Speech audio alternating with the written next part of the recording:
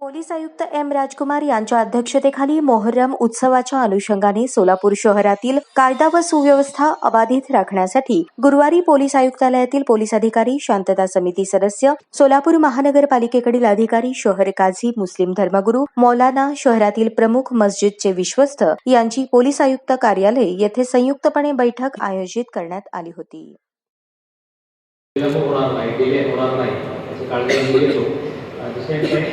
कुठल्याही प्रकारच्या नवीन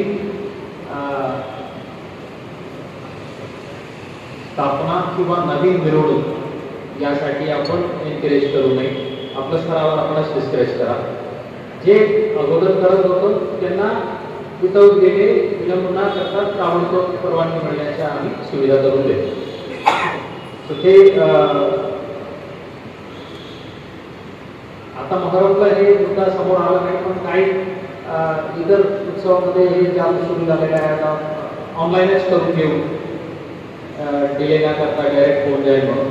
पण आम्ही त्यापेक्षा एखादी वेळ ते सर्व पदाधिकारी पोलीस स्टेशनला आला, समोर एकदम भेटलं ते बेटर राहील, एक टच राहील. त्यामुळे त्यांना अर्ज करू या पोलीस स्टेशनला ठाण्यासोबत एकदा बसलं तेव्हा जरा त्यांच्या वैयक्तिक एकमेकांचा चेहरा तरी ओळखणार आहे. आता भाऊ बोलताना आपलं ट्रॅफिक PI आणि ACP साहेबांचा नंबर आम्हाला द्यावे म्हणून आतापर्यंत तुमच्याकडे सर्वांचे मूल्य यावं लागले. तर नंबर नाही म्हणजे ते मलाच आश्चर्य वाटलं.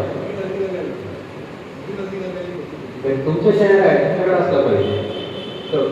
ते जे नंबर्स नाही आहे ते देऊन टाकले, काय हरकत नाही आहे. पण आता वैयक्तिक आमच्या मुलाखत झाला, एकमेकांचा परिचय झाला तर हे अडचण नसणार आहे. कधी काय झालं तर तुम्ही अगदी 1.5 जूनपर्यंत तुमच्याकडे कॉन्टॅक्ट असला पाहिजे. त्यामुळे एकत्र बसू कमीत कमी एक वेळी परवानगीच्या अगोदर. दुसरी ट्रॅफिक आणि कॅमेराबद्दल जे सूचना होतं ते 100% करून घेऊ. ट्रॅफिक ACP साहेब आणि त्यांचे जे आहेत ते पूर्ण वेळ ज्या ज्या ठिकाणी स्थापना आहे, ज्या ठिकाणी मिरवणूक आहे तिथेच वैयक्तिक उभं राहणार आहे आणि ते पूर्णपणे ट्रॅफिक मॅनेजमेंट करून घेणार. आपलाही कडून असा संदेश झाला पाहिजे, येणारे माणूस सर्व आपलं वैयक्तिक गाडी घेऊन येण्यापेक्षा जे फक्त 200-300 मीटर अंतरावर त्यांच्या घर असेल तर ते पायी आलं बंद आहे.